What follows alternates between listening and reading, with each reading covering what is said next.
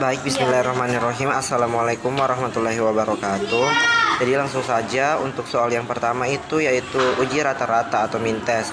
Nah, pada soal pertama ini perusahaan menyatakan bahwa rata-rata kandungan vitamin C dalam produknya adalah 50 mg. Untuk membuktikan klaim tersebut, peneliti mengambil 30 sampel botol dan menemukan bahwa rata-rata kandungan vitamin C dari sampel adalah 47 mg dengan simpangan baku 8 mg. Nah, karena jumlahnya sampel kurang dari 30, maka pengujian dilakukan menggunakan uji T. Untuk langkah pertama adalah menetapkan hipotesis. Nah, untuk hipotesis pertama itu menyatakan bahwa rata-rata benar-benar 50 mg. Nah, sedangkan untuk hipotesis alternatif menyatakan bahwa rata-rata sebenarnya lebih rendah dari 50 mg. Nah, setelah itu dilakukan perhitungan uji T. Hasil perhitungan menunjukkan bahwa nilai T hitung adalah negatif 2,05. Kemudian nilai ini dibandingkan dengan nilai T dari tabel pada tingkat signifikasi 0,05, yaitu negatif 1,699. Karena nilai T hitung lebih kecil daripada nilai T tabel, maka hipotesis 0 ditolak. Kesimpulannya, data sampel menunjukkan bahwa rata-rata kandungan vitamin C memang lebih rendah daripada 50 mg. Dengan demikian, klaim perusahaan tidak terbukti. Nah, untuk soal yang kedua yaitu uji proporsi. Nah, pada soal kedua ini sekolah mengklaim bahwa 80% siswanya lulus ujian nasional. Nah, untuk memeriksa klaim ini peneliti mengambil sampel 100 siswa dan dari jumlah siswa tersebut hanya 73 siswa yang lulus. Nah, dengan demikian proporsi atau persentase kelulusan dari sampel adalah 73%. Nah, karena diuji adalah perbedaan proporsi, maka digunakanlah uji set untuk proporsi. Hipotesis 0 menyatakan bahwa proporsi kelulusan adalah 80%, sedangkan hipotesis alternatif menyatakan bahwa proporsi kelulusan sebenarnya lebih rendah dari 80%. Nah, perhitungan uji set ini dilakukan dengan cara membandingkan selisih antara proporsi sampel dan proporsi yang diklaim, lalu membaginya dengan standar error. Hasil perhitungan menunjukkan bahwa nilai Z hitung adalah negatif 1,75. Nah, nilai ini kemudian dibandingkan dengan nilai Z tabel pada tingkat signifikansi 0,05 untuk uji satu arah, yaitu negatif 1,645. Karena nilai Z hitung lebih kecil daripada nilai Z tabel, maka hipotesis 0 ditolak. Kesimpulannya, persentase kelulusan siswa ternyata lebih rendah dari 80%. Jadi klaim sekolah tidak sesuai dengan hasil pengamatan sampel.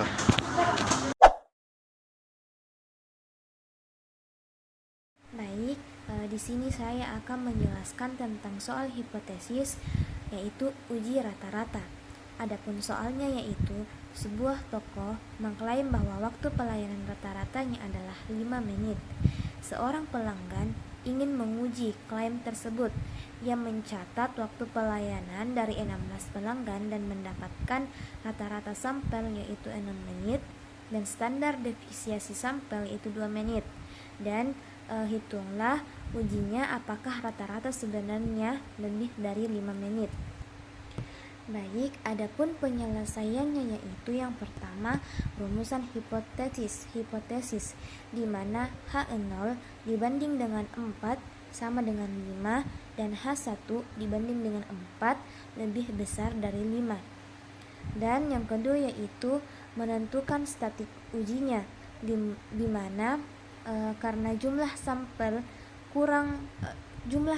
lebih besar dari 6. Jumlah sampel sama dengan 16 yang lebih kecil dari 30 dan tidak diketahui uji statisnya. Dan untuk mengetahuinya dapat menggunakan rumus yaitu uji statis sama dengan rata-rata sampel dikurang dengan rata-rata populasi per simpangan akar dari jumlah populasi. Jika dimasukkan nilainya menjadi uji statis sama dengan 6 kurang 5 per 2 akar 16 sama dengan 1 per 2 per 4 sama dengan 1 per 0,5 yang dimana hasilnya yaitu dimana hasil dari statis ujinya yaitu 2. Adapun yang ketiga yaitu menentukan uji statis tabel, yaitu jumlah sampel dikurang min 1 sama dengan 15. Untuk alfa sama dengan 0,005 dan uji satu sisi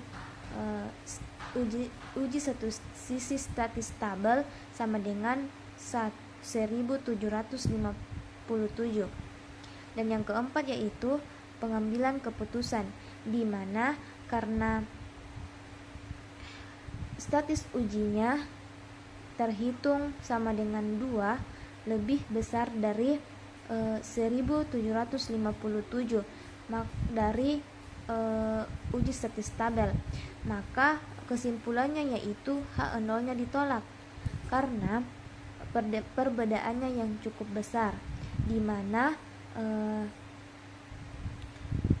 datanya tersebut menunjukkan bahwa data berada di daerah penolakan, di mana nilai uji dan nilai uji dari nilai uji hitung lebih besar dari nilai uji dari tabelnya, sehingga H0 tersebut ditolak. Dan terdapat bukti bahwa rata-rata waktu pelayanan tersebut lebih dari 5 menit. Yang selanjutnya yaitu soal hipotesis uji proporsi, yang dimana pertanyaannya yaitu sebuah sekolah mengatakan bahwa 80% siswanya itu mengikuti ujian. Lulus ujian, dari sampel 50 siswa hanya 35 yang lulus, dan uji pada alfa 0,05. Apakah proporsi sebenarnya kurang dari 80%? Adapun penyelesaiannya yaitu dengan menghitung proporsi sampel, di mana P atau value sama dengan 25/50 sama dengan 0,70. Dan yang kedua yaitu merumuskan hipotesisnya, di mana H0 banding P sama dengan 0,80 dan H1 dibanding dengan value lebih kecil dari 0,80. Dan yang ketiga yaitu menghitung statistik ujinya, di mana nilai ujinya yaitu 0,70 dikurang 0,80, akar per akar 0,80, 0,2 dan per 50. Maka diperoleh nilai ujinya yaitu min 0,70 per 0,0566 sama dengan min 1,77. Adapun perbandingan dengan nilai uji tabelnya yaitu untuk alfanya 0,005 uji kiri, dan untuk nilai uji tabelnya yaitu min 1,645, sehingga dapat disimpulkan bahwa nilai uji hitung yaitu min 1,77 lebih kecil dari min 1,645, sehingga dapat disimpulkan bahwa H0 tersebut ditolak karena perbedaannya yang besar, di mana nilai uji hitung lebih kecil dari nilai uji tabel. Baik, itu saja dari saya. Assalamualaikum warahmatullahi wabarakatuh.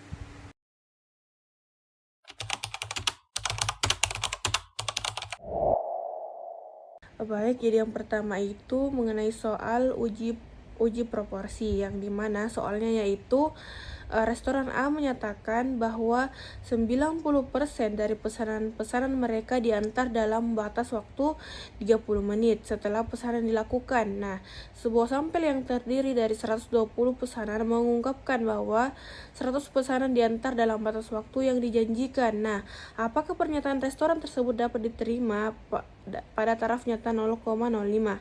Jadi yang pertama itu kita menentukan klaim P sama dengan 0,9. 0,9 itu kita dapat dari 90%. Nah, terus yang kedua itu membentuk hipotesis. H0 sama dengan P sama dengan 0,9.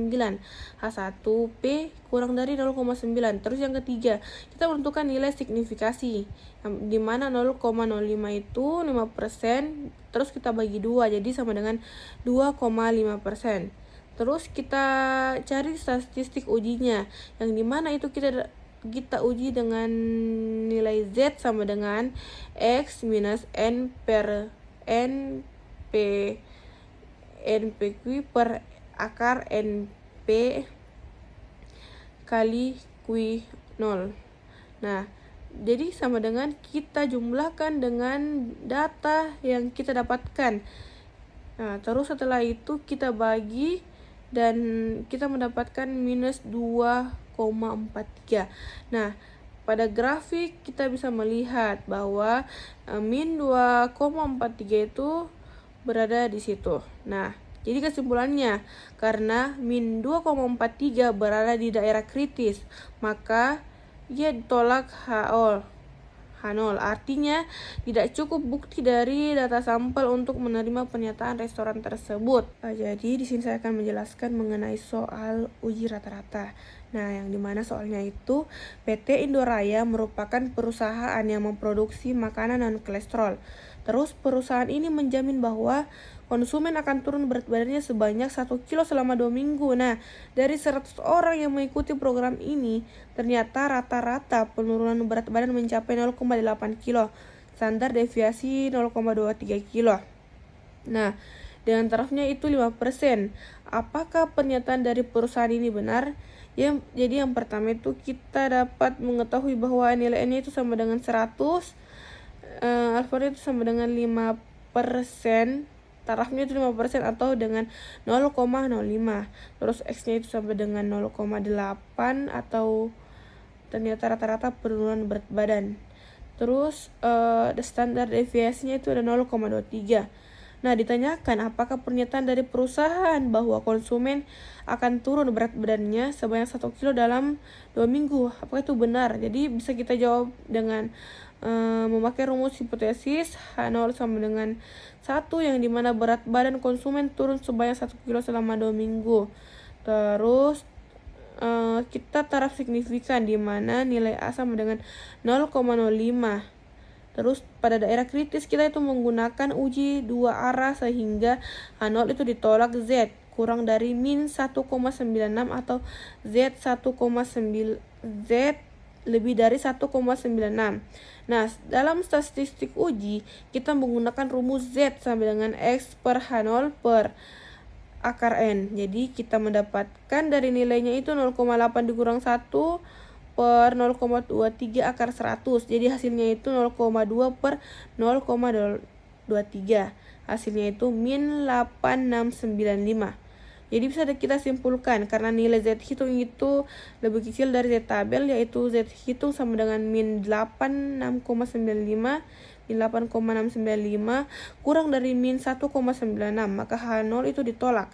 Jadi pada tingkat signifikasi 5% pernyataan bahwa konsumen dapat menurunkan berat badan sebanyak 1 kilo dalam 2 minggu itu salah. Terima kasih.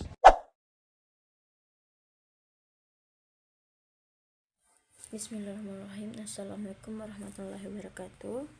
Baik, di sini saya akan menjelaskan dua soal tentang materi statistika, yaitu uji proporsi dan uji rata-rata. Pertama-tama itu saya akan menjelaskan soal contoh uji proporsi, yang dimana pada soal ini kita ingin menguji apakah proporsi keberhasilan dalam populasi berbeda dari 25%. Nah, dari sampel yang dilihat dari soal ini ada 200 orang, kemudian terhadap 58 itu memiliki jumlah keberhasilan sehingga proporsi sampel adalah 0,29.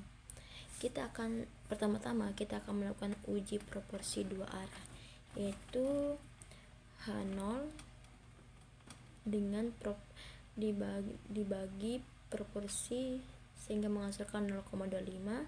Kemudian H1 dibagi proporsi itu tidak sama dengan 0,25. Kemudian standar error dihitung menggunakan proporsi H0 dan hasilnya 0,0306. Kemudian dihitung statistik ujinya. Z sama dengan 0,29, kemudian dikurangi 0,25, kemudian dibagi 0,0306. Hasilnya itu 1,3064. Untuk uji dua arah, p-value yang diperoleh adalah 0,1914. Karena p-value lebih besar dari 0,05, maka gagal menolak HO. Artinya, tidak ada bukti yang cukup untuk menyatakan bahwa proporsi populasi berbeda dari 25%. Kemudian soal selanjutnya yaitu uji rata-rata. Pada soal ini kita akan mengetahui apakah rata-rata kelompok A lebih tinggi daripada kelompok B. Kelompok A memiliki min 78, sedangkan kelompok B itu memiliki 72.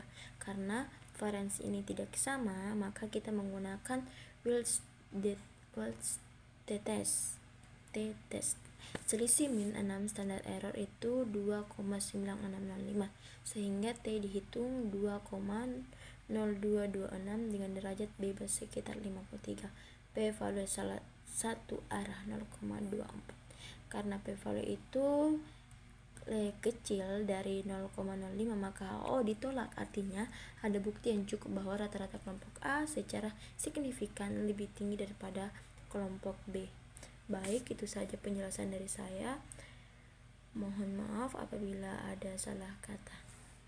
Saya ucapkan Assalamualaikum warahmatullahi wabarakatuh.